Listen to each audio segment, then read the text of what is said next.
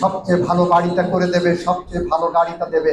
বাংলাদেশের মাটিতে আমার লক্ষ কোটি সন্তান আছে। বাংলাদেশ যখন 1971 সালে মুক্তিযুদ্ধের মুখোমুখি হয়েছিল, তৎকালীন রাজনৈতিক দল যখন স্বাধীনতার ঘোষণা দিতে ব্যর্থ হয়েছিল, ঠিক সেই মুহূর্তে বাংলার রাখাল রাজা শহীদ রাষ্ট্রপতি জিয়াউর রহমান বাংলাদেশের মানুষের সামনে মুক্তির দিশারি হিসাবে স্বাধীনতার ঘোষণা দিয়েছিলেন। ৭২ থেকে ৭৫ পর্যন্ত এদেশে জাসদের ৩০,০০০-এর তরতাজা মানুষকে হত্যা করা হয়েছিল। শহীদ জিয়াউর রহমান ব্যারাকে ছিলেন। আওয়ামী লীগের অভ্যন্তরীণ কোন্দলে খন্দকার মোস্তাকদের ক্ষমতার লোভের কারণে শেখ মুজিবুর রহমান হত্যাকাণ্ডের শিকার হয়েছিলেন। বাংলাদেশ দিশেহারা হয়েছিল। সেদিন আবার বাংলাদেশের মানুষের ত্রাতার ভূমিকায় এসেছিলেন আমার বাংলা রাখাল রাজা শহীদ রাষ্ট্রপতি জিয়াউর রহমান। ৮৩ থেকে ৯০ পর্যন্ত বাংলাদেশ যখন আবার পথ হারাতে বসেছিল, তখন জিয়াউর রহমানের পত্নী বাংলাদেশের মানুষের ভালোবাসার আস্থার ঠিকানা দেশনেত্রী বেগম খালেদা জিয়া দেশে গণতন্ত্র উপহার দিয়েছিলেন।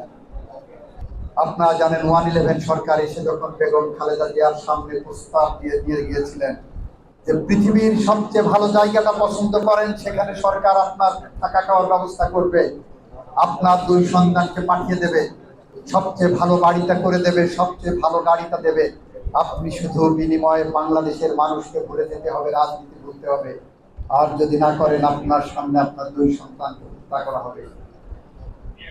সেদিন আমার নেত্রী বেগম খালেদা জিয়া বলেছিলেন, যে দেশের মাটিতে শহীদ রাষ্ট্রপতি জিয়াউর রহমানের কবর আছে, যে দেশের মাটিতে শহীদ রাষ্ট্রপতি জিয়াউর রহমান ঘুমিয়ে আছে, সে দেশের মাটি পেলে আমি পৃথিবীর কোন স্থানে যে শান্তি পাবো না, অমন শান্তি আমি চাই না।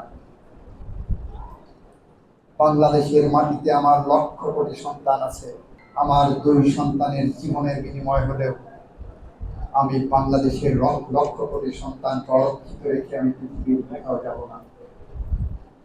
সেদিন 111 গভর্নমেন্টের সময় আর এক নেত্রী আপোষ করে বাংলাদেশ ছেড়ে পালিয়েছিলেন। আমার নেত্রী বাংলাদেশ থেকে কোথাও যাননি, কারণ বিএনপির রাজনীতি হলে দেশের মাটি এবং মানুষের সাথে সম্পৃক্ত। বিএনপির রাজনীতি হলে দেশের ভুখা নাঙা খেটে খাওয়া মানুষের জন্য। আর সে কারণেই বলছি, সেই শহীদ রাষ্ট্রপতি জিয়াউর রহমান এবং বেগম খালেদা জিয়ার সন্তান, আমাদের প্রিয় নেতা, বাংলাদেশের রাখাল রাজার সন্তান, বর্তমান প্রধানমন্ত্রী, মাননীয় প্রধানমন্ত্রী তারেক রহমানের প্রতি আপনার আস্থা এবং বিশ্বাস রাখেন।